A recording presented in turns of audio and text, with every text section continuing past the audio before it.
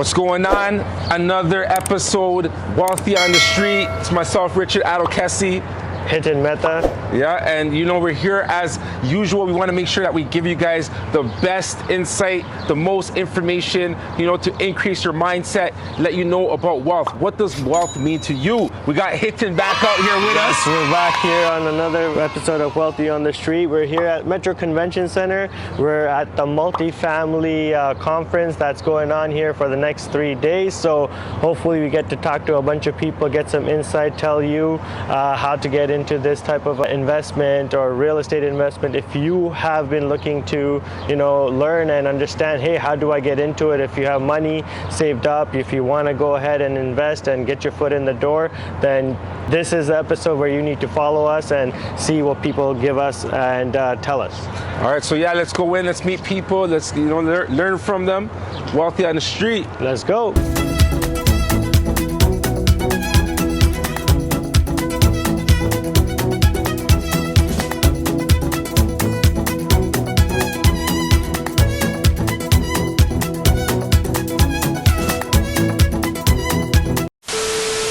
Meanwhile, Well, let's see if we can talk to her and get our first interview. Y'all ready for this?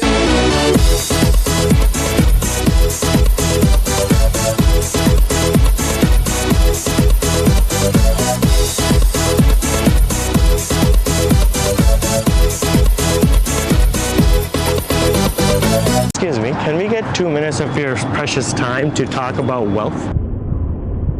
Oh, sure. Thanks, Diane. Here you go. And nice to My meet name's you. Diane, yeah. Hassan Peavy. Hassan Peavy. Danielle. Nice to meet you. I'm Bob McIntosh. Andrew Paisano. Corey Peckford. My name is Mo Khwaja. Dale Tidd. I'm Elena. It's amazing to meet you.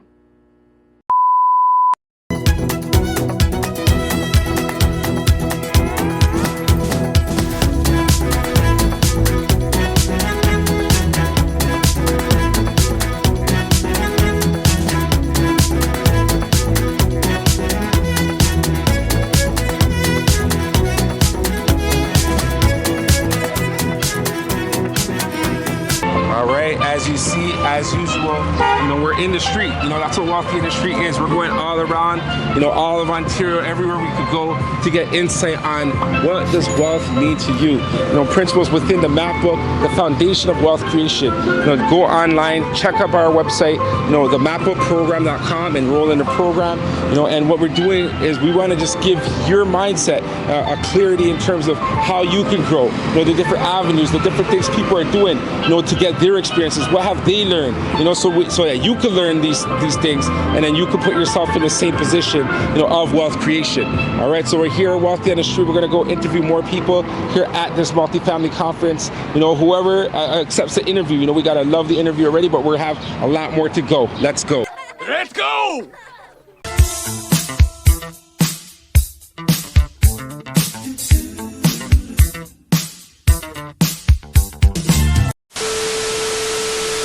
As you know, we're at the Multifamily Conference. Hassan, we have a question for you. What does wealth mean to you? So wealth means your ability to become independent of a 9-to-5, provide generational transition and understanding and education to future generations coming up. Not only your family, but those who are coming behind you. Understanding how money works, leveraging it so that you don't have to take the traditional route of a 9-to-5. Education is important, but leveraging knowledge is more important. Certainly money always helps.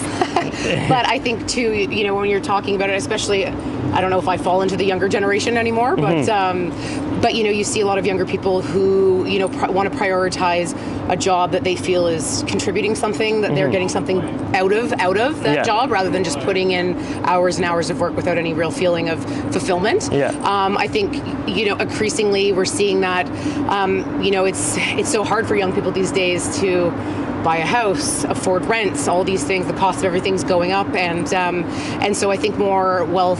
People. I mean, for me, it also includes like your social networks and your knowledge base, and your ongoing learning about all kinds of different topics. So, I think it's pretty broad, and certainly should be seen as more than just money hard money. But that's definitely what makes the world go around. So, that's important to have. Wealth means to me when you can live life on your terms.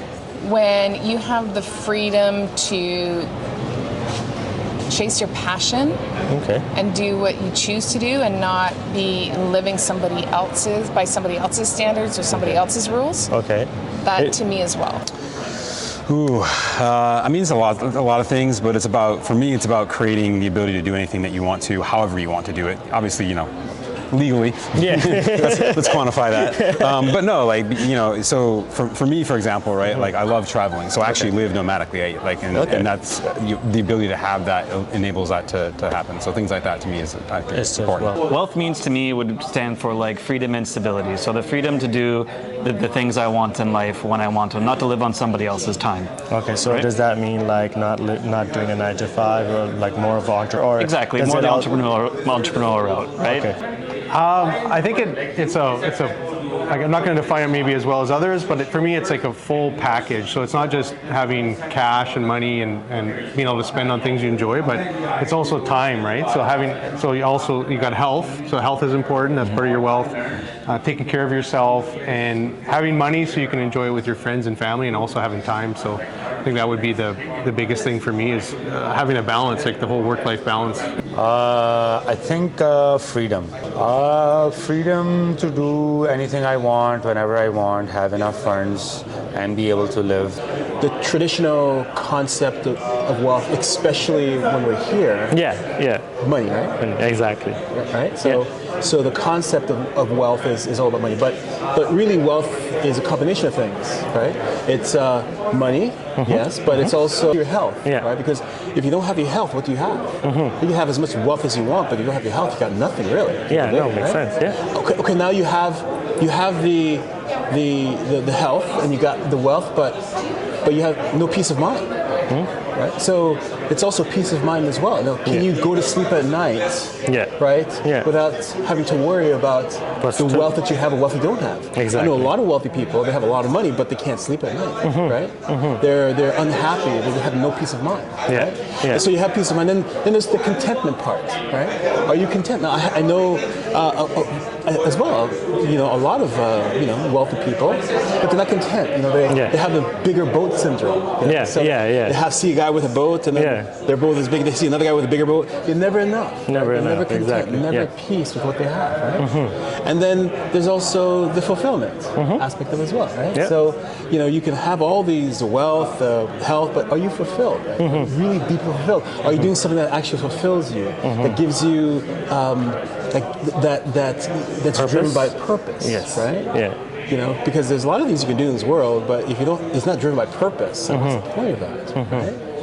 So, and of course you have the fulfillment, the contentment, peace of mind, all those things combine to make you wealthy. And there's also relationships. Right? So if you don't have, good relationships, you could be happy, fulfilled, but if you're lonely, and you're by yourself, and you're at the mountaintop, and you're by yourself, and what's the point of that? So wealth is also relationships too. I mean, really deep content. It means knowing what to expect. It's a level of comfort. It's knowing kind of how you're setting yourself up for the future, not only long term, but also kind of being in control, knowing what's coming your way, and being able to act upon it. Well, honestly, like for me, it's about creating a legacy. I think for us, like we're going to be growing a family, so I think time freedom is very important to us to be able to live life on our own terms, create our own options, not be stuck in a lane that we can't necessarily get out of. So, wealth comes with health. It comes with like the financial benefits and all that too. So it's a big package to me. It's not just about just having the money. Right? It's like how do we be the best version of ourselves. Yeah, I mean very similar. Obviously, having enough money to afford the luxuries in life that we want. being able to travel, like you said, we're going to grow a family, so being able to provide for our children, but also have the ability to teach them important life lessons so that they know how to... Financial freedom, Exactly. and financial literacy. I think it's something that's generational. I think it's like safety, setting yourself up and your future generations up to be successful, comfortable. And being able to like maintain that at a consistent pace, because I feel like it gets a little easier to like get wealth, but maintaining it is a completely different thing. So like instilling those strategies into like not even just our generation, but our kids, our grandkids to come. Loved ones. And just like financial literacy as well. To me, freedom. Okay. It's being able to do what I want to do without worrying about how I'm going to pay for it. Is my boss going to let me go? Things like that. I think wealth definitely obviously transcends money. It's important to not only be wealthy in your investments and your money, but also be wealthy in your friends, your family, your network, your health. And I think it's really like a holistic thing, right? It's not about just about having the money and things today, but being able to take care of not only yourself, but everyone around you. And have that be, long term, right? For it to outlast you eventually. So I think that's what wealth is. I think that's, you can't really put that in a box, but I think really it can mean many different things. I think wealth, from the financial perspective is, building a vehicle that goes on to the next generation. I think that's really the goal when you think of wealth. You can be rich, you can get, a high paying job, you can make a lot of income, you can do big deals, but then what do you do with that money that you make, off of this activity? And what you do with the money off of that activity and how long it goes for, I think that's really the definition of wealth, is the longevity of it, is the machine that you're building around it, not just saying this is what I've accomplished. It has to go forever. So are you talking about generational wealth kind of? Yeah, generational wealth for sure, because wealth is, like I said, I think it's something that continues to grow, and it's not just an accomplishment, an end result of a certain amount of money or a business that's been built. It's what's the plan around it, I think. Okay, so I guess it all starts with a plan. For sure. Wealth, freedom, freedom to experience what you want to do. And the form that I'm doing that in is cash flow through rental properties. So having that sort of backup there allows me to kind of go in the direction that I want in life. So I used to work as an ICU nurse before this. It was so I worked through the COVID pandemic. It was a very rough job. You survived. I survived.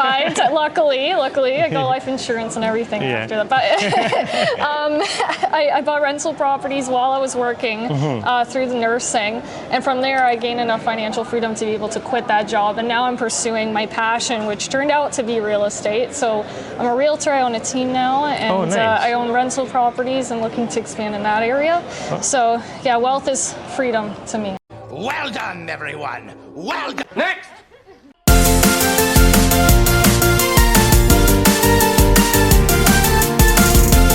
So what do you do then? So I work for CUPE as a senior research officer on the child care file and municipal file. Okay. So looking at municipalities and child care across Canada, and how we need to improve.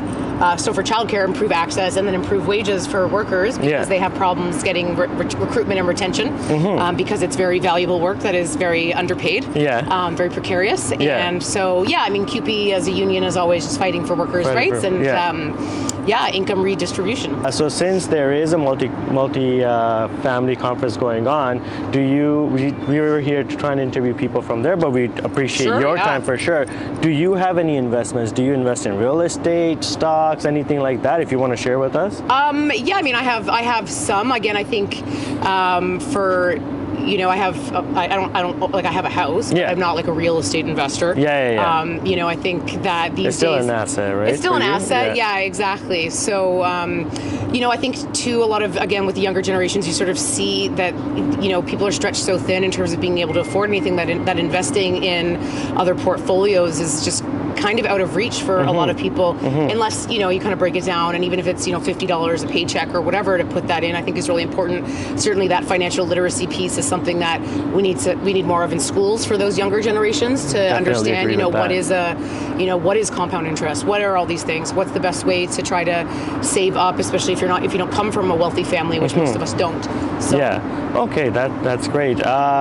Anything else you'd like to share, a life experience or anything to younger people like us, maybe even younger generation than that, to like you said, financial literacy or something like that, like any tips you would want to give them to learn about stuff, or a life experience that made you realize, hey, you know what, at one point I didn't think about money, I didn't care about saving, and like something like that. Yeah, sure. And I mean, when you're younger, and I remember when I got like my first full-time job and you have all this money coming in, it's really easy to say like, oh yeah, my dinner's on me tonight or whatever.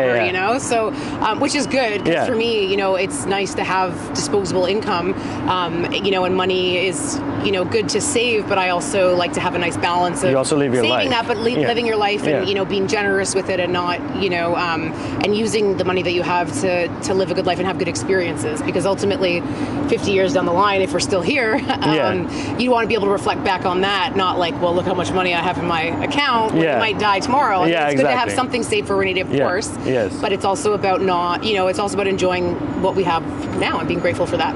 I see you're here, you're focused and you're knowledgeable. So what kind of knowledge can you leverage to us? Like what kind of insights can you give us, tuning in, say we want to be able to leverage our money? Like what's the next step that we should do, and the steps that we should take to make that happen?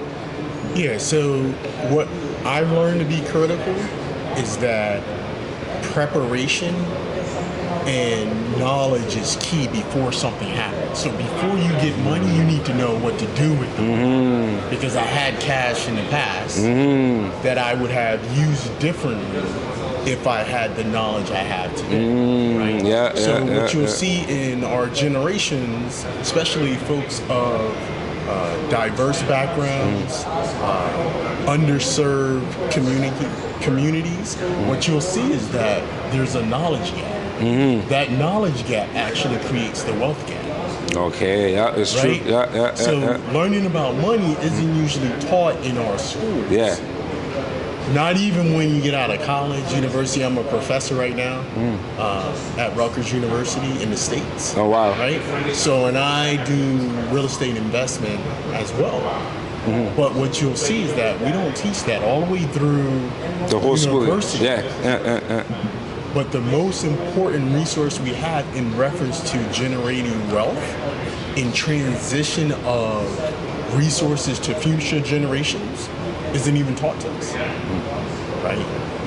You actually have to go out and search for it on your own. On your own, And being a part of these events, like this one and several others that I travel to, you start to hear that there's knowledge that exists that you didn't have access to. And what you don't know will hurt you. That's amazing. So you said you have real estate investment properties. Like in terms of what kind of real estate properties do you go for, in terms of, because there's like over here they talk about all different kinds of investment types. Like what are you into? Yep. So right now I have 10 tenants. Okay. I have a 5-unit, a 3-unit, and a duplex. Okay. I only started about 3 years ago. Oh, wow.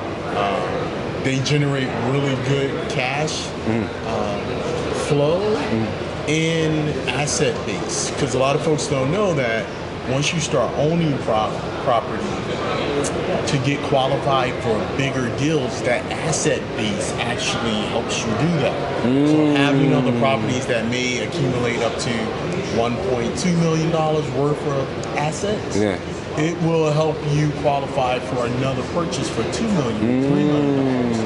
These events also help you identify potential investors if you want to go higher. Yeah. So my goal has been over the last year to take my portfolio from being below like the 5 units to like 20, 30, 40, 50 unit deals to 100 unit deals. So I've made offers over the last 3 months for deals over 170 units. Okay.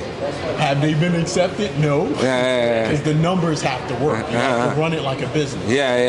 So my background is engineering, business school, ran large corporations, businesses, operations.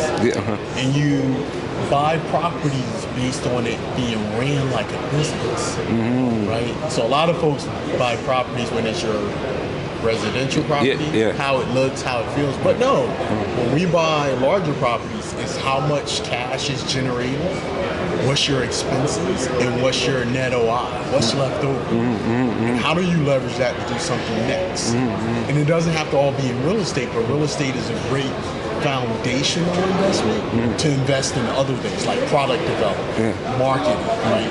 Anything you want to be involved in that you're trying to finance, real estate is a really great platform to finance other endeavors. Wow, that's serious. And when you're talking about using the properties to get more properties, right? How long do you have to own these properties? Not that long, right? So I picked up 8 units in the last 2 years. So a lot of folks miss an opportunity at the beginning of the pandemic. In the States, we had a rental moratorium where you couldn't evict anyone and you could not foreclose on properties. So during that time, a lot of the owners started liquidating their properties. They didn't want to deal with it. Okay. So if I had a tenant in there that could not pay their rent or chose not to, in the States, you could not get rid of them. Imagine that was 2.5 years plus. So at the beginning of that notification, a lot of landlords liquidated property. Wow. Right? So that was my entry point into it. So I picked up 2 really good properties, 8 tenants, and they cash flow really good. Almost 33% return on that initial investment a year. Wow. 33%. So the reason I'm here is because I started looking at bigger properties. I got qualified for a 13 unit, which wanted like 1.4 million for it. So I got qualified for the bank. But the down payment on it is almost like $350,000. So I already bought 2 over the last 24 months. I got to go tap in and get a 350. So that's why I started getting involved with this, because now you can find investors who don't want to do this. Get out and do the footwork. Find the property. Find the deals. You bring them a good deal. And you can share in the ownership of the property. And then you build your asset base a little slower because they're taking a chunk of it. But then you can do the deals by yourself. So are you focused mainly in the U.S.? Like what states? So in the U.S., so I'm in New Jersey.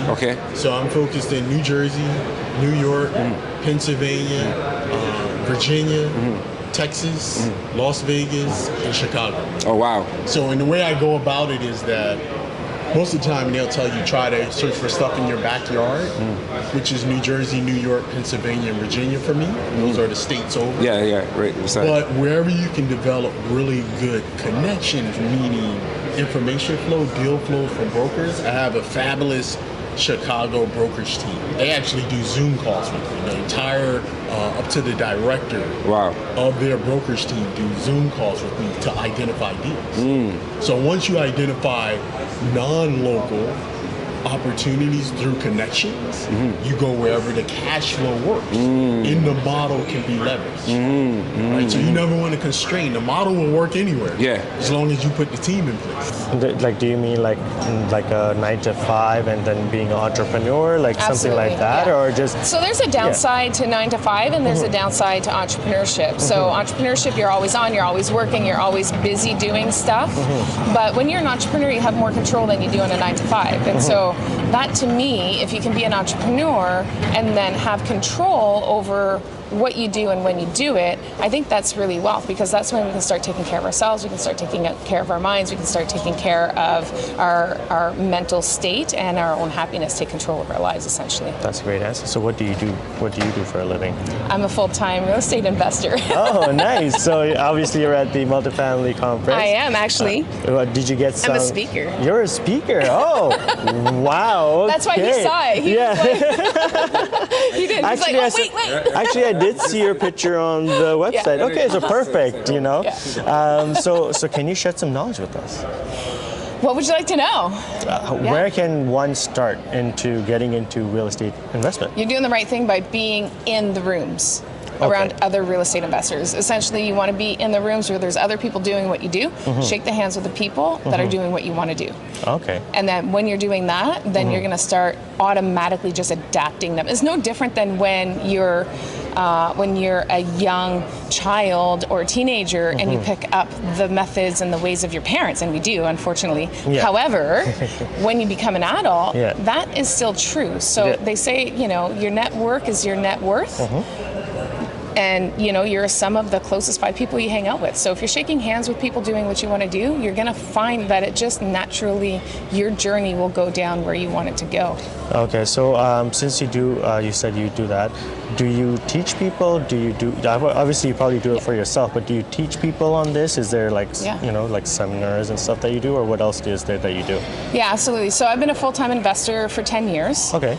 Started full-time in 2013. I was a landlord before that. Thought I knew everything and knew nothing. Found out I knew nothing. Yeah. And then just became full-time investing in 2013. And now, actually, I'm shifting and pivoting into helping others on their journey. So I've created a company called Strategic Success Consulting, and it's all about real estate education. So I am building it out right now. We're in the infancy stage, and this platform is going to be just kind of introducing it out to the world. Yeah. Oh, nice. So we get to learn about it. Absolutely. So making the decision whether or not to go full-time or not in real estate is often, I like to describe it or compare it to having a baby. Oh, okay. So you're never really ready for it. You just got to do it. So you go into these rooms, you shake the hands of people you want to become, surround yourself with that, get the right mindset so that when you do decide to make the plunge, you're ready for it. It's no different than when you have a baby. You're going to surround yourself with other parents. You're going to surround yourself with your parents. You're going to have your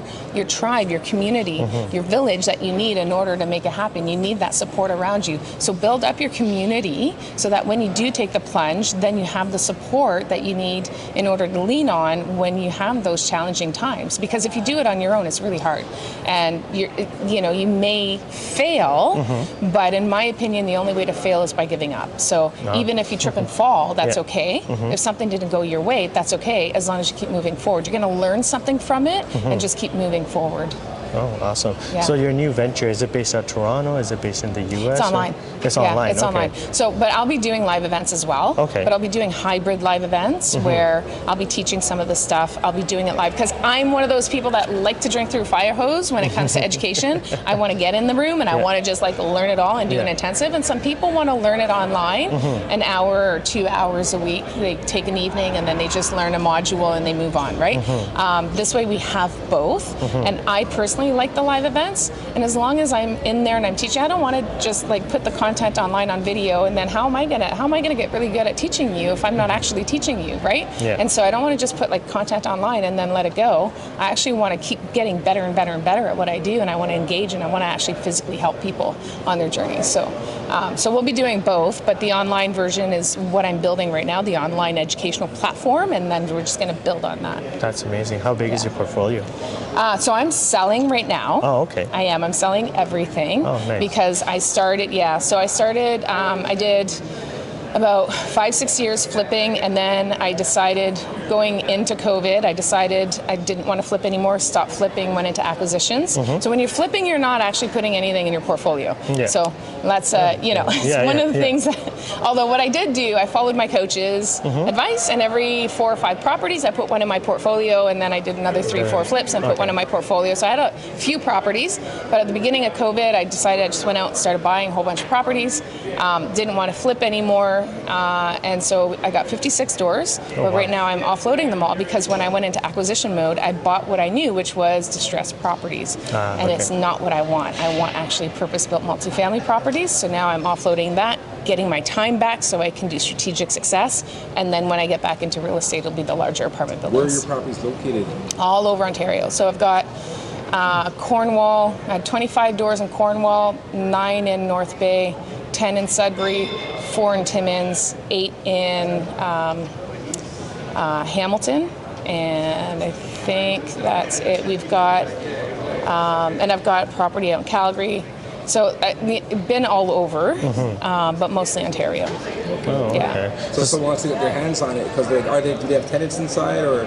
Yeah, so most of them are gone now. I only have 4 properties left to sell. No, 5. Sorry, 5. 3 up north and 3 up north and 2 in Cornwall still to go.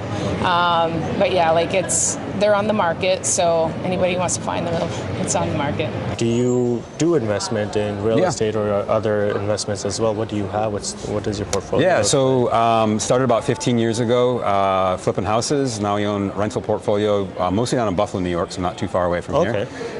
And right now in negotiation to buy a boutique hotel and a couple self-storage buildings. Oh, okay. So how many doors do you currently have?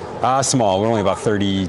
Well, we're closing another one next week, so it'll be 36. 36. Oh, that's more than me. So, how do you? For me, it's small. See, you've had so many people here. They're like, I got like 10,000. I'm like, I'm getting there. I'm getting there. No, definitely. That you have a goal and everything. So, what is going to achieve you to get to your goal? Like, what are some of the things that people should follow to try and get to something like a 10,000 door portfolio? So, my opinion on this is it's simple but not easy. And what I mean by that is, if you're trying to get to even 10 doors, 100 doors, or wherever you're at in your journey, right? Exactly. I genuinely, 100% honestly believe things like this, being seen, being out there, showing people. So I also own a digital marketing company for investors. Nice. Okay. So we help, and what I teach and what I preach is be out there, let people see you, because if you want to raise money, you want to have more opportunities. Like the hotel that we're negotiating on, I didn't find that. Someone else brought it to me. They're like, hey, this actually fits something that we think you might be interested in. Are you interested? I was like, oh yeah, great, let's talk about it. Nice. All 30 plus doors that we have right now, I've spent a total of $20,000 of my own money to acquire all of that. Everything else is somebody else's money. Okay. And I actually just refinanced out a bunch of them, so pulled out all the money that I had plus some. Technically I'm like infinite return in a way, but but all of that came because I'm out there on social media a lot. Like I've been teaching a lot. I take stages whenever I have the opportunity to. Like all of that will help build your brand, and if you have that, opportunity comes to you, and it makes it way easier, way faster. So, are you speaking today? I'm not. I'm just, Danielle's an old friend, and I flew in and hanging out with her tonight, and just attending the conference to meet cool people. You said something interesting about infinite returns, right? To people that don't know, what does that mean? Like, how do you set something like that up? Honestly, it's a lot easier than you think. So in the right situation, you can borrow all the money to buy a place as long as the cash flow makes sense, and that's the critical component, right? Like Toronto here, you're probably not going to find that. My guess is here, just given the pricing that I've been told in here. But if you are in Toronto or you're anywhere near the border, right? You can pop literally 2 hours south, drive to Buffalo, and you can do that. So like a perfect example is the one that we're closing on in a few weeks.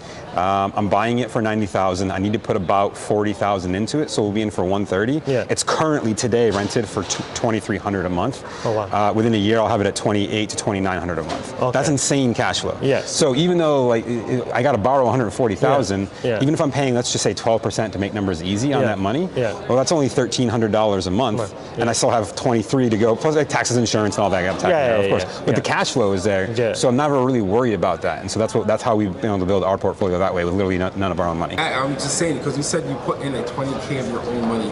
Yeah, so our very first one that we did that, it was in 2008. I had no idea. I didn't know hard money existed, private money. Like so I went to the bank. I got a loan. I still had my job at that point in time, and so I did it that way. But then we, like I said, just last year refinanced out a bunch of doors, and I pulled out $40,000 in cash. Okay. So infinite return. Back to your question, kind of comes back to, well, I've technically got all of my $20,000 back and some, and so technically from my standpoint, the return is infinite. Like every dollar I make is it's already been repaid. It's all profit from here. Perfect. So what do you do for a living? So I am a mortgage agent, also, and a full-time investor as well. Okay. Yeah. So you invest in real estate, you invest in stocks, what are you? Specifically, I invest in multifamily real estate. Okay, perfect. More so on the commercial financing side because it's infinitely scalable. Okay, and do you do that in Toronto? You do it... I started in the Niagara region. Okay. Right, and then I just started venturing out to Alberta, mainly in Calgary. Okay, so how big is your portfolio? Portfolio, I have about 15 doors now. Okay. Yeah. So if somebody wanted to start and get into this multifamily, investment, what is the starting point for them? Starting point to get into multifamily investing. Well, it'd be networking, right? Because you're only as big as your network. So like coming to events like this, right? Connecting with other real estate investors, connecting with a mortgage agent to, figure out where you currently are and where you want to be, and they can start mapping out a plan for you to get to where you want to go. Okay, so can you give us some insights, tidbits on what the market looks like right now in Toronto or Ontario? For sure, yeah. So like on the rate side of things, we're starting to see rates stabilize, which is nice. And nobody has a crystal ball, but rates should stabilize to the remainder of the year and looking to decrease after Q1 of next year. So it's good to have some stability in the market because people can understand their numbers and go attack the market with some certainty, right? Yeah. So would you say that like right now is the right time, or maybe when the rates go down a little bit, or is there no such thing as a right time? And I would say it comes down to what you're trying to do and what your goals are, right? Okay. If you're looking for buy and hold properties, the best time to buy real estate is always yesterday. Okay. Right? If you're looking at flipping, then you kind of have to do a lot of more homework and what you want to do and when you're going to invest. Like when I first started, I did a bunch of things like flipping and hoteling, right? But I found out like my niche is more so multifamily buy and hold. Okay. Right? So I started investing in 2016. And then slowly, it's a long process, right? You get some mortgage paid down, some appreciation, refinance that property, and just keep rolling over the money. Okay. Right? And do you what kind of portfolio you have in terms of money, if you don't mind, like letting us know like a number, and then what are the goals that you have to kind of get to, and what are your plans? Yeah, for sure. So like the portfolio size right now is around, I would say 10 million. Okay. Yeah. The goal is to start moving into larger multifamily. So like maybe like 15 to 20 unit buildings now. 15 right? to 20 unit buildings. Okay. Yeah, you start to hit a ceiling with the smaller multifamily stuff, right? And you gotta climb the ladder to the next step. You gotta go larger. So having multiple smaller doors, like let's say 4-door properties or 5-door properties, help you invest and grow larger into 15, 20, 30 door? 100%, because you learn so much, right? Okay. So it gave me the good foundation and base to have the confidence to start investing into larger forms of real estate. Okay. So yeah, like I'm not going to say you can't jump into larger stuff right away, but it's good to get your feet wet in the smaller multifamily space and work your way up, right? And what do you look in a property that makes you say, okay, this is the property I want to get into? Like you might be looking at 15, 20 unit property right now, saving up for that, and then something comes along which is like a 6-door, and you're like, I'm looking this, but this looks like a good opportunity or whatnot. So what are some of the things that could help you? Like, does it help you? Does it deviate from your plans? Like, how do you kind of go about that? Yeah, no, 100%. Like, you want to do your homework on your target market, right? You want to find a market that has, a good tenant, like people have good jobs. You want to find a market that has a lot of growth, right? Not markets that are kind of like at their max capacity, right? You want to see a lot of growth opportunity in that market in terms of like factories or residential growth, right? And then you want to find properties, it depends on the type of investor you are, but if you want to recycle your cash, you want to find properties that are a little bit distressed, right? There's a lot of uplift in this property. Maybe the current rents are very low, and you can slowly turn over the units to increase the capex of that building. It seems like you have some time freedom. We're here during the daytime, and you're here at, of course, you're learning, right? But how do you get to this position that you're in right now? Well, so I'm a real estate agent in Calgary, and I actually, and the market is kind of crazy, right? So I'm coming here on the train, I've got my laptop open, I'm dealing with, clients and stuff back in Calgary, and I think in order for me to, it's my own problem, like in order for me to get more time, I need to actually pay more people and have more systems, right? So it's like just creating those systems so I can actually have more time back is important. Okay, well, talk to us about the Calgary market. Right now, you said it's crazy. What's crazy about it? Inventory is super low. So inventory is, I would consider it at critically low levels. And so let's say a new deal, I work with a lot of real estate investors. So I get a notification, okay, we got a new property on the market, and it's like you almost got to put a light on your vehicle. You're racing across the city. You got to get on your phone or your laptop right away. You book a showing. You drive across, and then you get in. And if my client can't be there, they can't be there. I'll shoot videos. I take, I'll walk around. I do videos, and I'll send it to them. Or we do a live video and we talk. And then as soon as it's done, I call the realtor and I say, hey, any offers, on the property. And a lot of times there is one already there, maybe two, and hey, we're expecting 3 or 4 more offers, especially if it's a good property and it's priced right. Then we get into a situation where it's, okay, are there any unconditional offers, right? So then, okay, you can't do financing, you can't do home inspection, and then it turns into a bit of an auction situation where it's, okay, will $550,000 get it done? If it was a $520,000 house kind of thing. So it's a conversation back and forth, and then you could be dealing with a deal. Me as a realtor, it could go till 11 p.m. at night, back and forth, and then it doesn't happen anyway, kind of thing, right? So it's not a fun market. It's a tough market, and it's all driven by inventory. When a product is scarce, it's very difficult. There's more buyers than there is inventory. This happens, right? So it's And being a real estate broker and you haven't working strictly with investors, right? What are the things a real estate investor should look for, and your clients do look for, that makes it like a good property? So there's a few things. You want a quality product, right? And you want it to cash flow. So if you have a quality product in a good area, it doesn't have to be like, it can be in an up and coming neighborhood. But if the street looks good, the neighbors look good, and so you got a quality product, it's cash flowing, then you can get you do your due diligence, you get a quality renter as well, and then basically it takes a lot of the stress out of it, and then you can start to scale, right? But if you don't have cash flow, if you're losing money every month, then you got to take a second job on because it's like you bought a business that's failing, right?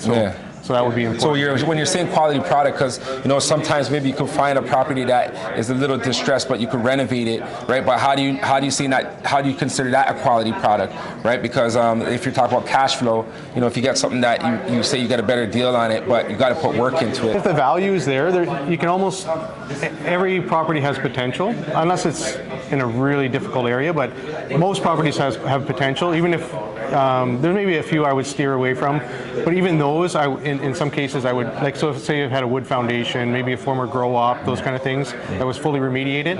The stigma will always be on that property, but I mean, if it was discounted enough and the numbers made sense, maybe it is a deal, right? Okay. So I think. And on the distressed stuff, those can be opportunities as well. Because a lot of buyers, if they don't know the construction side, that kind of thing, then they're just going to walk away. Maybe they walk in and the house stinks, it smells, it's cluttered. That's an opportunity, right?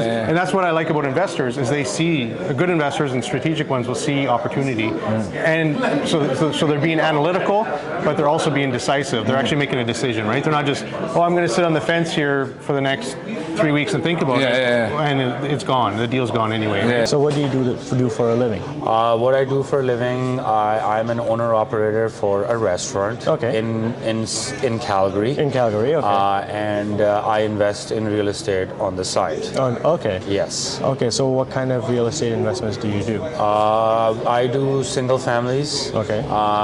Investing in people like, new people are coming in the country, new immigrants, so I like to invest in in that department where anybody can rent my place. Oh, okay, perfect. So how many doors do you have? I am at 8 doors right now. Yes. Nice. So now I'm assuming you're trying to get into the multifamily. Yes, I'm here to learn. Yeah. I took a flight last night and just wanted to come out here, meet new people. I've been following Grant Cardone for about few years. I've been to a few of his conferences. This was one of the few events in Canada around real estate. I have some family living in Toronto, so I thought that I can mix a few things in between. When I came here, I realized the main event starts tomorrow.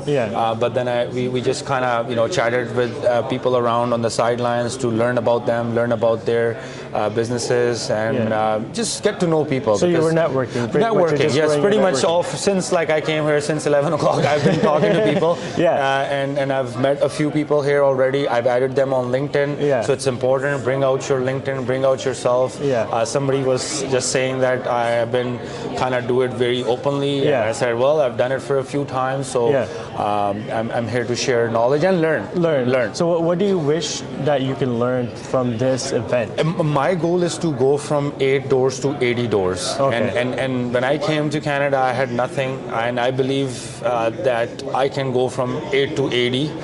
But the missing part is the knowledge and the ego-ness of getting out there. So it's all about just putting yourself out there, learning, being foolish, making mistakes, just going in the rooms where you're not going to expect to meet people who have 80, 90 doors.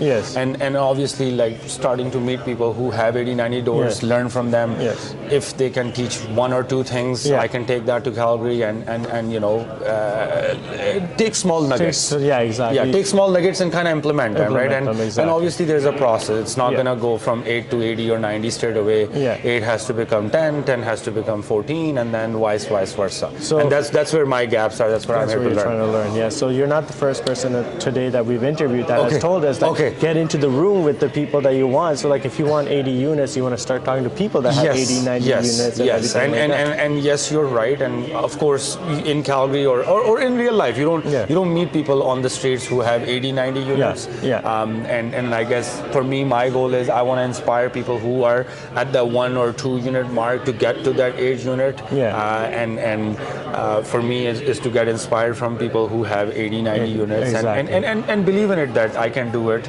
It's doable. So what was your process to get from 0 to 8? Yes, the process from 0 to 8 was just start with 1, start with something small, start with something what you can afford. Doesn't matter wherever it is, even if it's in Lethbridge, Alberta. So you're owner operator. Did you start the business first before the real estate? Yes, so I was an owner operator restaurant, but I had when I was working for Swiss Chalet as a restaurant manager, I had a rental property. That kind of created a little bit of interest. And then once I became an owner operator and I had some earnings from the restaurant, I reinvested those earnings in real estate. And I just went one by one, one property at a time.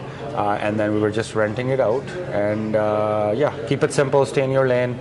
Those are the main. Sorry, you were saying that the process from 0 to 8. Yes. The process is simple. One by one, year 1, year 2, file your taxes, report everything, have good tenants, be human, don't get greedy.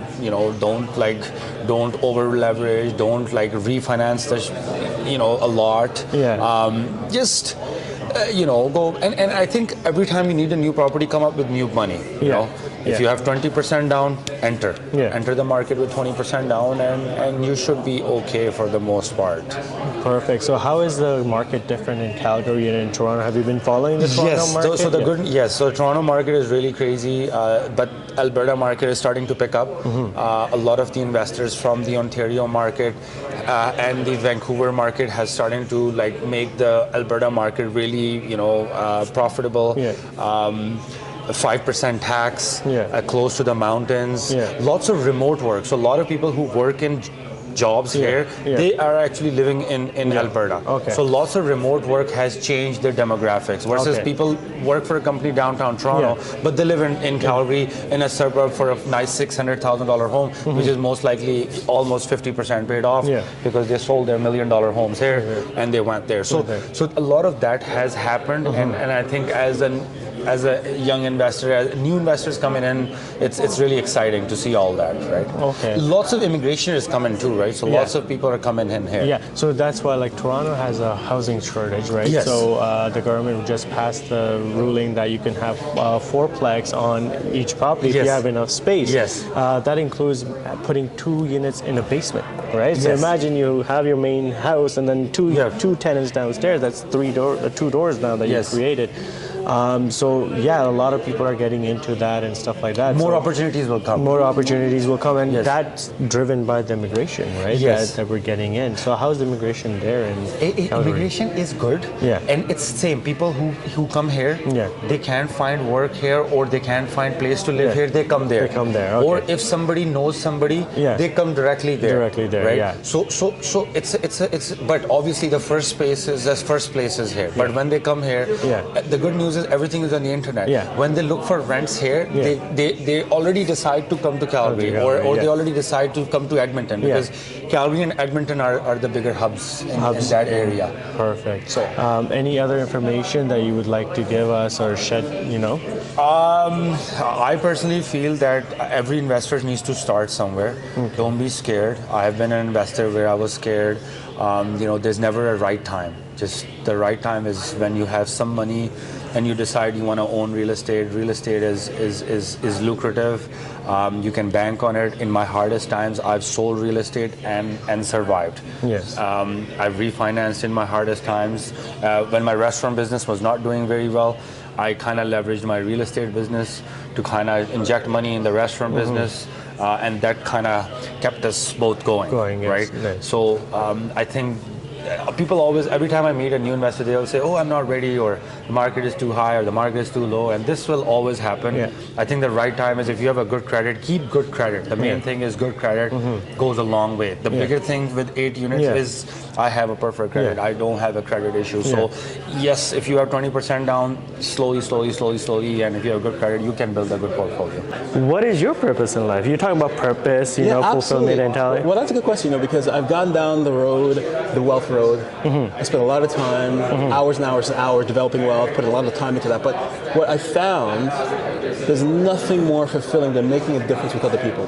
Making what? A difference for other people, helping people, making a difference. Okay. So I coach people on transforming their lives. I coach people in performance, right? And how to make a difference in their own life by connecting with who they authentically are for themselves. So how do you do that? How do I do that? Well, there's a process, right? Okay. The first step of the process is really looking at your incompletions, right? Because when you go through life, stuff is going to happen in life. Like you're gonna have disagreements, misunderstandings, and what we tend to do, we either do one of two things. We either avoid them, right, or B, we fight with them. Exactly. Those are the things we do, right? So what I do, I help people to look at your incompletions and restore a sense of personal integrity, integrity with self.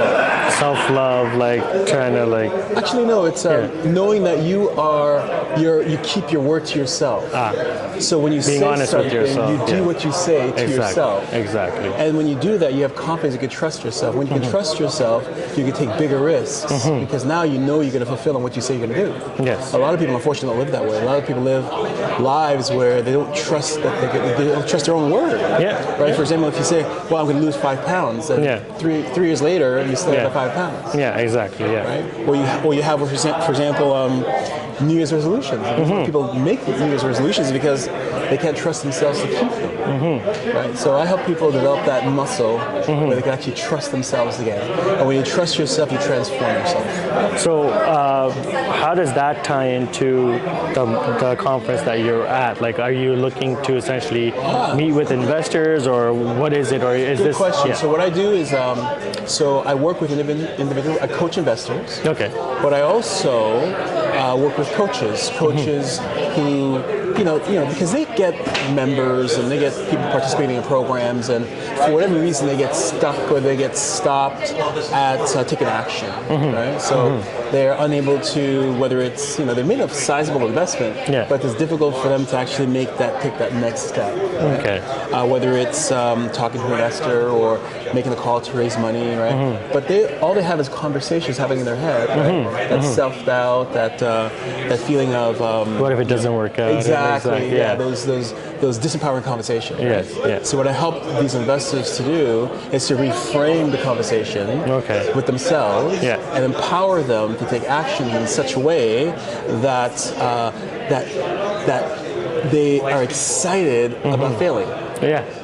Okay. Right? A change of context of failure, because sometimes when you fail, you look at yourself as a failure as opposed to, no, it just failed. That's all. Exactly. You're not a failure. Yeah. You just failed to produce the result. That's it. Yeah. So stuff like, a lot of people look at life like, oh, why is this happening to me instead of why is this happening for me as well, right? So like things like that is what. Great. Yeah, that's a great point. Yeah, exactly. Because that's victim mentality. Why is this happening to me? That's just being a victim. Yeah, exactly. And it's a habitual way of thinking, unfortunately, for a lot of people. Yeah, exactly, right. Yeah. So I help them to kind of transform that way of thinking, because that's all rooted in the past. And when you complete your past and actually deal with your past conversations, then those conversations disappear. So it's not something you have to constantly work against. Exactly. Right? Because you disappear your past, you create a whole new future for yourself. Perfect. Okay. So, coaching all these investors and everything, do you have investments of yourself? Oh, absolutely. Yeah. Absolutely, so tell us a little bit more about that. Right now, I'm actually working with an amazing coach, Matthew Frederick. He's been in business now for 39 years. Okay. Right? He's like the OG of real estate investing. He's amazing. He's done tons of stuff. So right now we're working on buying properties, multifamily properties out in Kitchener-Waterloo. We just came back from an event. We was like hunting for properties. So we should have. We're looking at about the next 90 days or so to buy a building. Okay, so your multi resident families are out there. Yeah. So you're based out of Ontario or Toronto? Oh, you're based out of Toronto. That's right. Okay, perfect. Nice. Okay, and with an investment, like, do you have any investment properties? Is that your entry into having that freedom and stuff like that? Like, how many doors do you have? Like, what is your interest in real estate investing? Absolutely. So myself and Mana, we both started as single-family investors, rental properties with like single-family detached homes.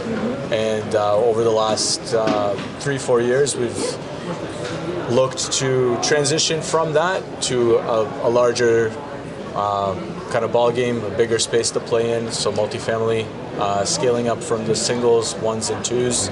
We got a couple of triplexes, and we got our sixplex last year, our first one, and just looking to build upon that and ideally completely transition out of the single family. Nice. Are they all in Ontario?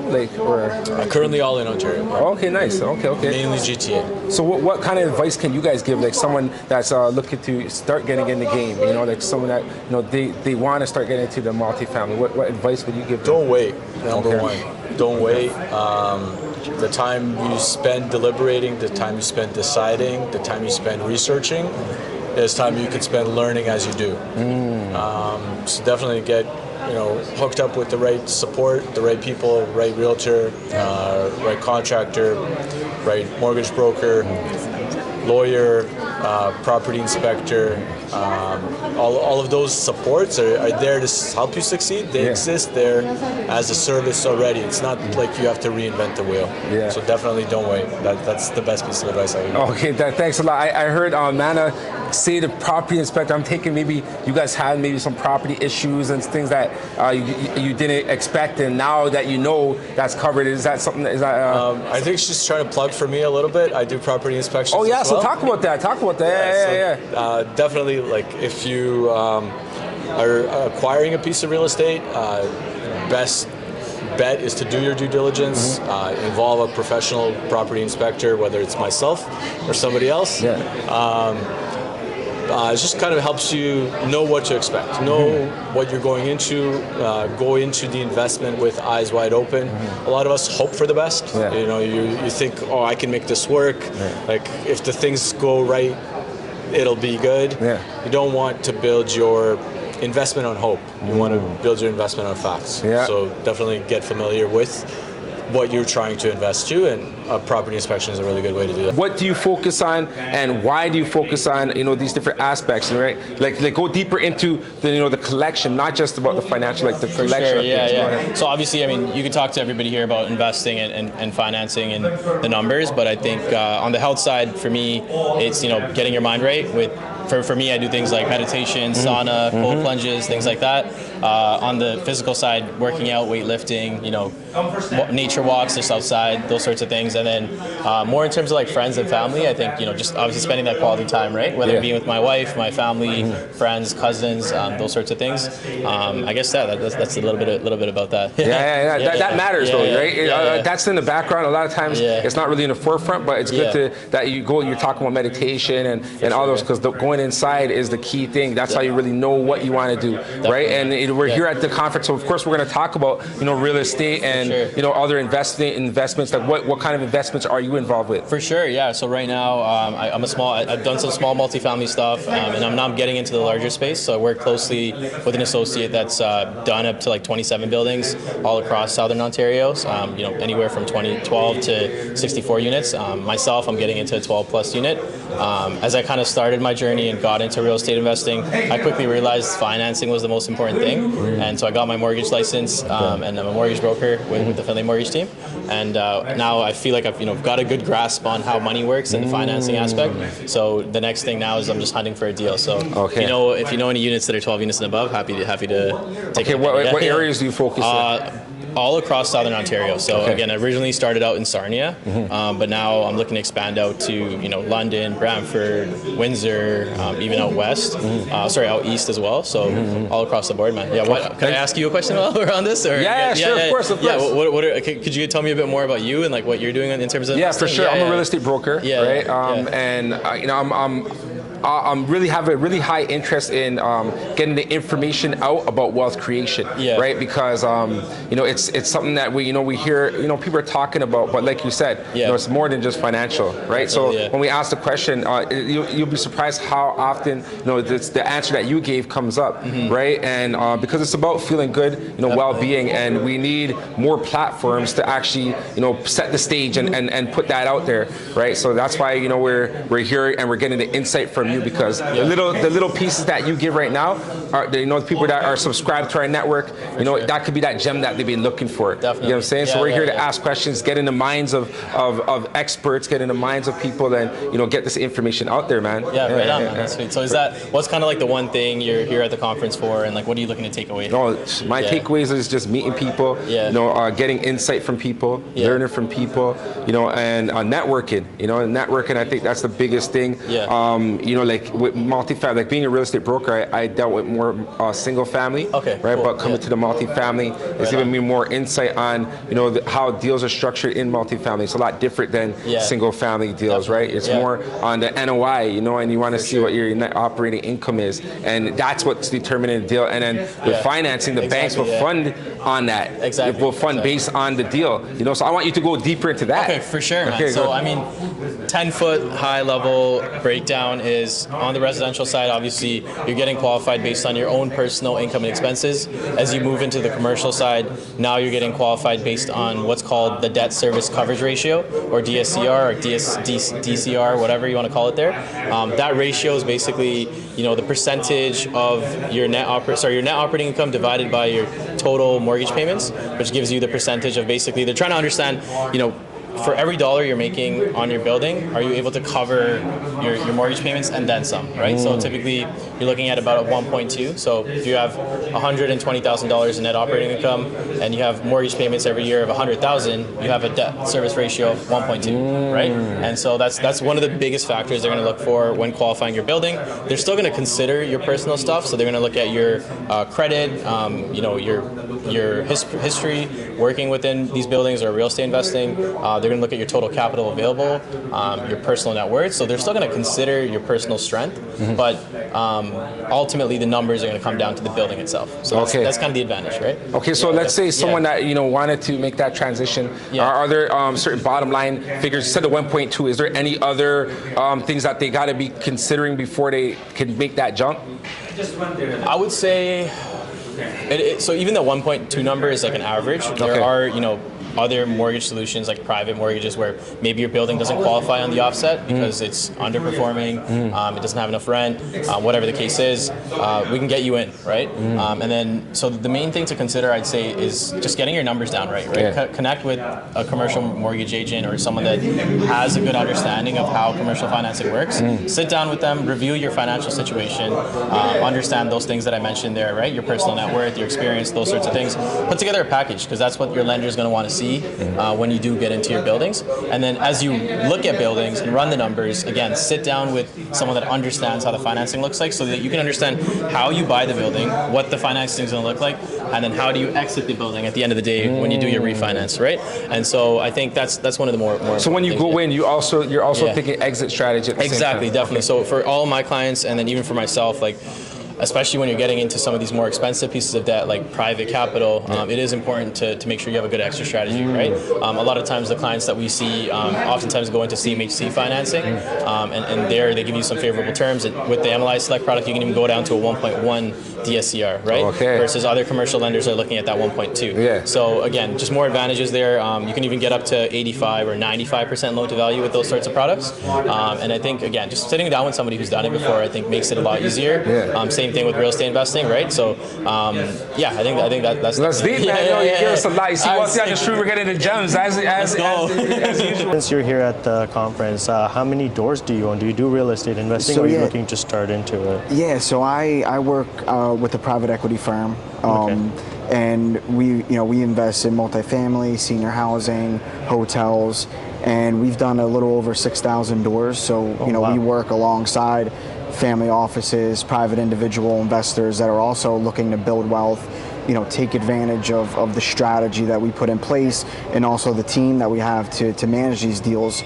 Depending on how active you want to be in these deals, that's always up for question, but we're the ones that are getting the deals, putting the debt on the deals, underwriting the deals, and then we partner with individual and like I said, family offices that want to put their capital to work, so that way they can build the wealth like we're talking about. So it seems like you have all the information. Do you do this for yourself as well? Yeah, so like I said, I think it's a bucket. It's investing in real estate. Also, I'm in equities as well, so it's stocks, mostly stocks. Some bonds. But and like I said, the mindset is really the long term. It's not getting involved in these investments to try to get rich quick. None of this stuff is get rich quick. Real estate's not get rich quick. Stocks does not get rich quick. People think with this generation in the society that we live in, there's not a lot of delayed gratification. So I think if you can kind of make that mindset shift to have that, then you can really get into the game of building wealth. So any other last words that you could give us to, maybe some experience or anything that will help the audience and myself personally, get started into this? Yeah, I think for me, look, I'm not an expert at this. I'm here to learn. I'm here to network, get around guys like you.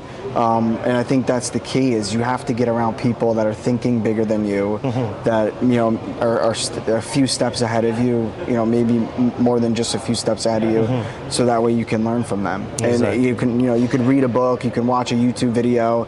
There's a lot of, speakers out there, a lot of people that are, thought leaders in these spaces, but I think if you can also get around those people that have succeeded, in relation to some of these other people, and you can get a little bit more intimate one-on-one, then that's really where you can learn a lot. It's not, yes, the courses help, they get you in the rooms, but it's more about getting around the people that you can actually get one-on-one with and almost build a partnership with. I think that's really what kind of drives the needle much further than just doing the courses or just reading the books. Oh, amazing. So are you from Toronto or are you from somewhere? I'm not. I'm from the States. Oh, you're from the States. Yeah, I grew up in New Jersey and I live in South Carolina now. So do you follow trends throughout the world, or you just focus in the U.S.? Mostly just focusing on the U.S., but I think, as an example, getting kind of in these rooms and understand the perspective of what's going on in Canada, what does the kind of investment landscape look like here? It definitely opens up the mind to kind of think about, what other opportunities are out there just outside of, what's going on in the United States. You have a team now, so are you a broker of record or how? Yeah, so I'm a realtor under EXP, so I got a team of 4 realtors under me there. Okay, so, nice. Okay, so like that helps you get into investments and everything like that. What made you essentially get into real estate? Obviously with the investing and stuff like that, but like anything else that drove you, which came first, you know? So I was nursing first before I even became like a realtor. I was a nurse, and I bought properties while I was a nurse. So the freedom aspect is what got me into real estate in the first place. Okay. So nursing's a tough job. I knew people that were just a few years older than me in their late 20s that had back problems that had to take steroids for it. So I saw my future there. I'm like, just a few more years of this, I can already start to feel the pain, right? So I wanted to have choices in life, so that's what drove me to pursue investment vehicles in the first place. Perfect. And how many doors do you own? Right now, I'm at 9 doors. I got a 6 unit under contract right now, so hopefully a little bit more, and then I'm looking at 20 plus unit projects. 20 plus units, and that's your goal? Like that's my goal, like 25 units at least this year. 25 units this year. Yes. So okay, perfect. And how did you, how can someone get into this, right? Like a lot of people are in the single family and stuff like that, but when it comes to the multifamily, it's a different beast, right? Like there's different mortgage agents, there's different, real estate agents, because you got to have the knowledge as well to guide someone and whatnot. So how did you get into it? How can someone get into it as well? Shed some insight to us. Yeah, for sure. So I originally got in because I was looking for a personal home for myself, and I did the math on a personal home, and it was basically just going to be a forced savings account or a money pit that I have to put into every month. So I started thinking about alternatives, like how can I make income off of this home? And so for my first property, with my nursing income, I actually bought a 6 unit that I house hacked, and I got a residential mortgage on that through CMHC. So I lived in one of those units, rented out the other 5, made a profit while living there, and then that snowballed into my next property. Oh, okay. Nice. What are you learning here today? Like what have you learned, some of the things that might have helped you? What are you hoping to learn from this? Yeah, so I'm hoping to learn more about commercial properties. So my next project is going to be larger, so I definitely need to fill that knowledge gap there. And just network with other like-minded people. That's probably 80% of the reason the people you're around are who are going to bring you to that level. So you got to level up your network in order to level up yourself. Exactly. Okay. So your first property said was a 6-plex. So what gave you the confidence to jump all the way in like that? Nursing was really hard. Goes back to that, I'm like, I needed to get my retirement quick. One door's not enough. No, it wasn't enough. Literally, I hate to say it, but my career literally pushed me. And then I went to networking events, real estate investor networking events like this, and I got myself around the right people. And I wouldn't have gotten that 6 unit if I wasn't around people that were doing the same thing. So now I've leveled up my community to people that are doing 100 plus units, and I hope to achieve that within the next 5 years. So nice. So are you based out of Toronto, or are you where are you based out of? Windsor, Ontario. You're in Windsor. Okay. Yeah, search up the Windsor girl on Instagram. I'm the first one to pop up. Where most of your properties are? Yeah, all of them are in Windsor. I'm looking primarily in Windsor for now because of the economic development happening there. The ROI, like the price of the property compared to the rents that you can get is great compared to the rest of Ontario. So my favorite places in Ontario to invest are Windsor, St. Thomas. I haven't gone there yet, but those two have caught my attention. Perfect. So you're here at the multifamily. So you guys have any properties yourself? How many doors do you have? How did you get started? Tell us a little bit more. Okay, I'll jump into it. So, so we do live in Ontario, but we've been investing out in Nova Scotia and Alberta over the last couple of years. Growing portfolio. We've got 8 assets right now. We're at 74 doors. Oh, wow. Nice. We own all of it, and we're scaling. So we're doing a lot of value add in some of our projects, and then just using the strategies to refinance and redeploy that capital into further projects and stuff like that. So that's been that's been the goal, that's been the game. So how long ago did you guys start? Well, we officially bought our first property almost 2 years ago. Yeah, just under 2 years ago. It was like October 2021 when we closed on it. Okay, wow. So yeah, there was Sorry, go ahead. I was just gonna say there was a couple. We bought we bought a fourplex and a sixplex, and we kind of bought a package deal that was a few buildings of 23, 24 Yeah, something like that. units, Small maybe. portfolio out in Nova Scotia. And then one 15 unit and one 32 unit building. Oh wow! So all that in 2 years. Yeah, just under 2 What's the years, secret? What's the secret? We need to know the secret. Teamwork. Teamwork. Pushing each other a little bit, if one of us maybe isn't as motivated or disciplined one day, the other is. Yeah. So it's a lot of teamwork and, patience, understanding, hard work, obviously, too, and doing the things that you maybe don't necessarily want to do, but doing them anyways. Yeah. So do you have a team apart from the two of you, or do you guys do are you a real estate agent, you're a mortgage broker, you guys are trying to, Yeah, so I mean, it's just the two of us, right? Like the core team, but obviously we leverage the professionals in the spaces, right? Like realtors, property inspectors, property managers, property appraisers, all of these people who are the best at what they do, right? We leverage them and our community as well. So other investors who are, 10 chapters ahead of us, right? We'll try to learn from their experiences, extract everything that we can, and at the same time give what we can too.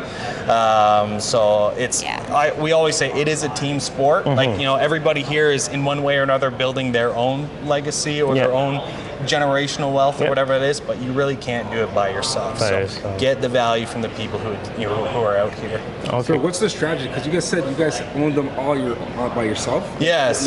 How does that happen? Because most people say they have partners and stuff.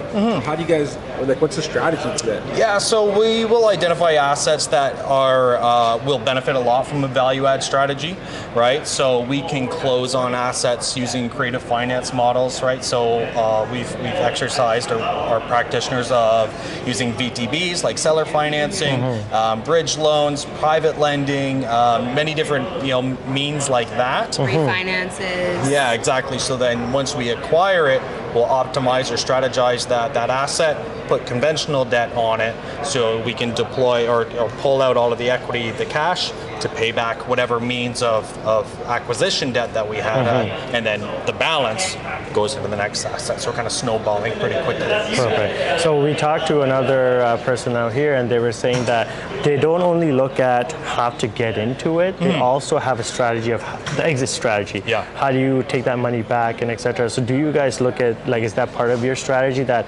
okay, I want to hold this for 2 years or this, or how, do you always look at that as well, or is that key? Is that, We always have an exit. We always have a couple exit strategies, right? Just to be safe. It could be sell, it could be, rehab it, renovate it, and then refinance it and pull that money out. So we usually have a couple exit strategies, but our main goal is to hold them long term, just because we want to, keep building up that equity in them, do a couple refinances in there if we can, and like you said, leave a legacy, have something for our future children. So you said you guys started with a 4 and a 6 or something like that.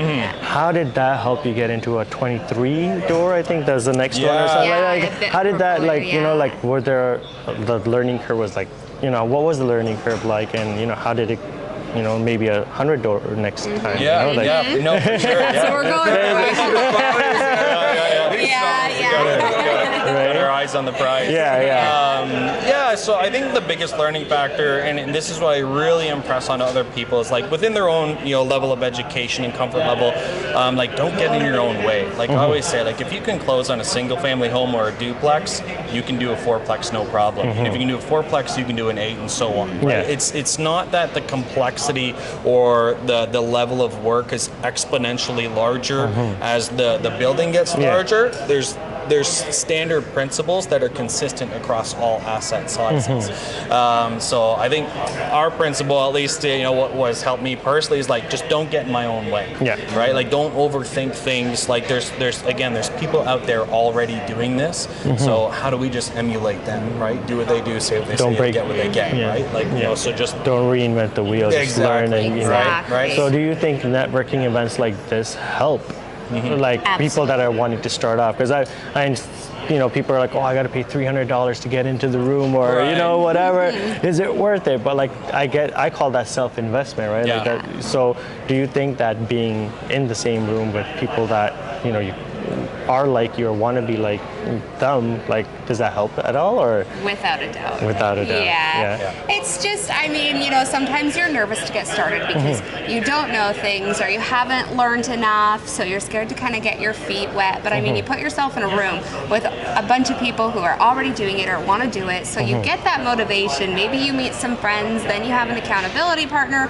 Maybe you get a partner out of it too, and you're able to, get into that first or second deal or whatever it is with a little bit more confidence of having somebody doing it with you. Yeah. So there's so many different benefits besides learning a ton more information as well. So we've always benefited from these, whether it's meeting new people or finding partners and just kind of getting a little extra motivation too to do the next project. Perfect. That's amazing. I want to just dip into that multi. You said you had a multi-deal. Like I guess there was numerous properties that you could purchase. Right? Yeah. So, talk about that, because is that something that like at first when it came to you, was it like kind of like how do we do this, and then you guys figured out, like talk about that. Yeah, for sure. No, it's actually a cool story. So when we closed on the sixplex that we did, the listing agent, we actually worked with them directly on that sale and built a good relationship. Right. Obviously, we successfully closed on it, so that looks good on us to say that hey, we can close on assets. And then a few months after that, this listing agent, they actually came back to us and they said, hey, I have a seller who's willing to unload all of these assets, right? And do you want them? And I said, well, it's only 10 minutes away from the sixplex that we had just closed on, so it's quite advantageous. With economies of scale, we can use the same property management company, and all of these advantages. So we just. Honestly, it was a learning opportunity for us too. Like at that point, we had only closed on our second asset, and now we're like, okay, how do we close on 4 more? And but again, at the same time, it's just like you've already done it twice, so just do it 4 more times. It's like don't get caught up on like that it's a bigger project or whatever it is. It's just like you've already done it, right? If you know the basics, you can keep just growing. When it comes to financing, though, don't you need more financing over there, or the same strategy used? Like how do you get that extra, money to go in just on something that just pops in your lap like that? Yeah, for sure. So we did some creative financing on that as well. We raised some private debt to close on those assets, just on a 2-year term, right? So we're going to refinance those people out as well. We had gotten, instead of we were fortunate to get a creative product with that because it was 4 assets all at once, rather than just a conventional loan, like a mortgage, right, for a residential property. We were actually able to get a small business loan that kind of pocketed it all together, right? So we used a small business loan to close on all of it, and then we're going to refinance 1 at a time. We'll do 3 at a time, then 1 more, just due to the timeline and things. So I'm assuming with all these doors that you have and different properties and everything, you guys are leaning to, like you guys are taking advantage of being an incorporation maybe, and like funneling your money and getting those tax breaks. And how is that important for somebody to understand, like, oh, like, I can use these things to kind of get more money or leverage myself? You want me to answer that? Sure.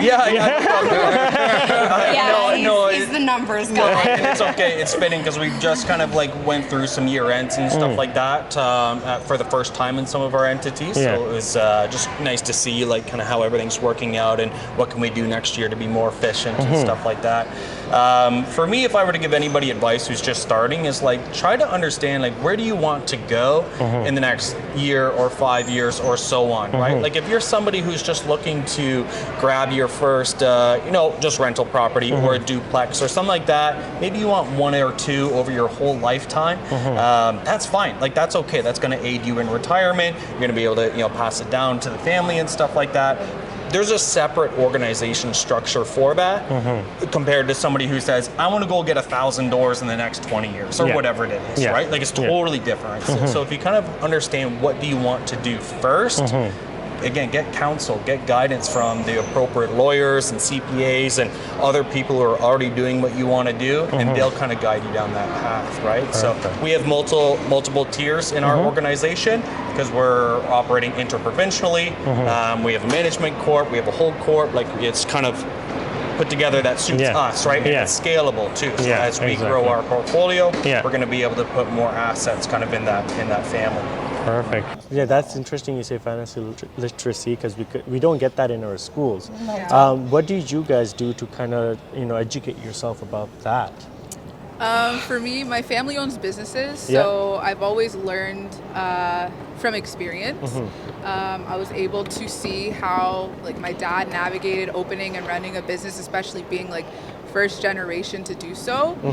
So that's where my understanding of financial literacy came from. I wouldn't say I would attest any of it to school, to be honest. I'm not gonna lie. I'm not gonna give those big institutions some praise because it really wasn't that. So yeah. How about yourself? Well, I think it's just like personal research, but I feel like I've definitely learned a lot on TikTok. On TikTok, I feel like, I mean, that's probably why they're trying to get rid of the app, right? There's always a bigger picture out there. Yeah, there's a lot of information. So, you guys are here at the Multifamily Conference, right? And I know you guys are media, but I'm sure you were in the rooms and you were listening to a few things. Anything that you heard that's interesting that you're like, or that you can share with us, or you think that's helpful to people, something that or really help to yourself. Something that really stood out to me is someone said, I think they were recapping what one of the speakers said, but someone said that skills are perishable, so it's important to keep exercising them. And I think that's something that we like subconsciously know, but to have that thought consciously brought up was like, oh, that's very interesting. Like, yes, like it's still important to put in the work to practice the skills that are bringing us money and wealth, whether that's sales and selling real estate or whatever other skill that is. It's just super important to be able to continue exercising that so that you're able to keep building your wealth and moving forward in that sense. And do you guys, sorry, go ahead. No, I agree. I agree with everything you said. And do you guys do any investment yourself? My investments would be through my family businesses. Yes. That's as much as I'll say on that. How about yourself? No, not in the form that everybody else is. Okay. But anything is a start, right? Some people have some small stocks, some bonds, or some people have rental units and stuff like that. So are you looking to do something like that? Like, is that kind of your inspiration to kind of be here, or is this just what you do for a living and you just kind of got here as well? No, I think it would definitely be an option in the future, but I do want to educate myself before I do anything else, because right now we're on the media team, we're photographers, production assistants. Yes. So we're just trying to grow and learn as much as we can before we start investing like those big dogs over there. And are you guys entrepreneurs? Are you guys friends outside of work, or is that? Yeah. There you go. We're both entrepreneurs too. So what do you do? What's your business? So I freelance in photography. I run a driving school as well. Oh, nice. And I do video editing and things like that. Perfect. And what about you? I'm a makeup artist and medical esthetician. I also play around with photography, and I'm a production assistant as well. Oh, perfect. So those are your businesses as well, or is that? Yeah, we're just freelancers. Yeah, perfect. So where can the network get a hold of you and maybe get you more cash flow, break bread together? Where can we? So the land developers, so you're finding the developers of each property, and then from there you're starting to build on there. Is that what you're doing? Yeah. So we're basically taking our strategy, right? There's so many different strategies, but we're doing we're taking single family homes and larger lots and turning them into apartment buildings. Oh wow. So right now, we're going through the development process, working with the city's consultants, and turning a single family to a 40+ unit apartment. Oh wow. Are you based here in Ontario, or? Yeah, I live in Mississauga. My projects are in Brantford. Oh, for real? Okay. Yeah. That's close. So you're local. Do you work with in terms of when you have the project? Are they for sale? Are they going to be apartment rentals where they'll be rental? Or are you going to actually sell the units? So we'll do a bit of both. Okay. My ultimate goal is I want to build a free apartment building, right? Okay. Where we're able to pay everybody off and then we just hold a free asset. It's Oh, not wow. going to happen overnight. So we might sell some projects to builders to make some capital and then reinvest it into another one. Okay. And what about your portfolio currently? Do you have how many doors do you currently have right now? Or? So we have 8 doors of just buy and holds. Okay. plus the ones that we're closing soon to do these developments. Okay, so yeah, these are properties are on the large land that you're going to knock down. Okay, so you have the whole plan planned out, and you said from this it's been learning. Well, to talk about networking though, like is that something that's important as well? That 100%. Like that's where you're getting a lot of your information from, something that's not really available on YouTube or things like that. But there's a lot of courses available, a lot of great mentors that are teaching me what I need to know, and then it's rooms like this tomorrow, right, over the weekend is where you get a lot of the information as well. Okay, and how long have you been doing like in the real estate investing field? Since 2018. 2018. Okay, okay. So But that's not too far off. So like for someone that wants to get into it, what would you say is that what are the first steps that they should take? Of course, education's one, but like actually getting into it, like what like, even yourself, like what made you like actually take that leap and actually get into it? It's knowing that there's more opportunities out there than just working a 9 to 5, right? And so, like, education is big, right? Because even if you don't want to be doing rental properties or don't want to be renovating, there's so many opportunities where, you can work from your desk. Like, most of my developments right now, I work at my desk. I don't have to go, leave. Like, I can work from anywhere in the world for it, right? So also it's trying to figure out what your strengths are, what you want to do, what you want your days to look like, and then kind of find a strategy to fit that. And that's what I struggled with in the beginning a lot, right? Because I was looking at everything. And then it's not until, I picked out, okay, I want to do this as this, I do not want to do this and this. And then land development kind of popped up, and the more I learn about it, the more I love it. And yeah, here we are. And that's what you're doing. Okay, so that's Wealthy on the Street. She's given, honestly, you're the first one that really went deep into land. So, as you see, when you talk to people, you meet people, you get all these new insights in terms of what the potential is, of growing. So are you invested in anything else other than real estate? Or real estate's your primary? Real estate is my primary. Like we're doing some private lending, some private equity, things like that, but we're basically trying to just focus on real estate because I believe in it so much, right? Exactly. Like stock markets and everything for me, they go up and down, and it's not my cup of tea. I'm not saying you can't make money off of it, but it's not something that I know. But real estate is a vehicle that you can do so much in. And and you're really here cool. in the GTA region, so we're based out here too. I'm in Brampton. So what do you think is happening with the real estate market here, in Ontario? Like what are your kind of future projections of what you expect, to happen in the real estate market in Ontario? I got one word for you: immigration. We know this, right? Everybody is coming in. Like I'm Ukrainian myself, right? So I know firsthand how many people from Ukraine are coming in here, and I know that they have nowhere to live. Like I know they're in hotels right now, like packed because there's no housing, not even affordable housing. Some of these people have money. So that's a big driver for me. But like with real estate is because we're taking a single family house and we're trying to convert it to 20, 40, 60 units. Right, to kind of do this.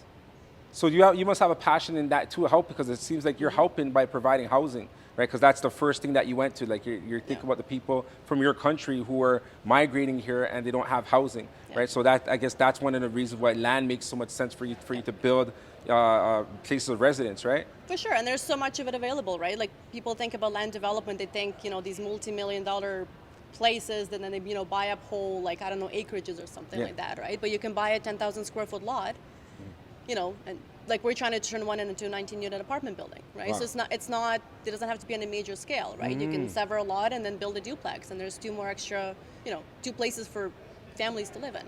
Wow. So she's giving the gems, savvy investors. That's what it says it on her name.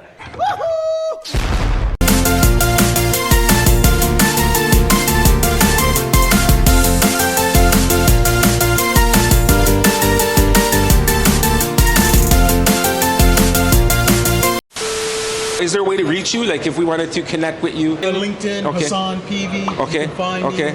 H-U-S-A-N, H-U-S-S-A-N, Hassan. Last name Peavy, P-E-A-V-E-Y.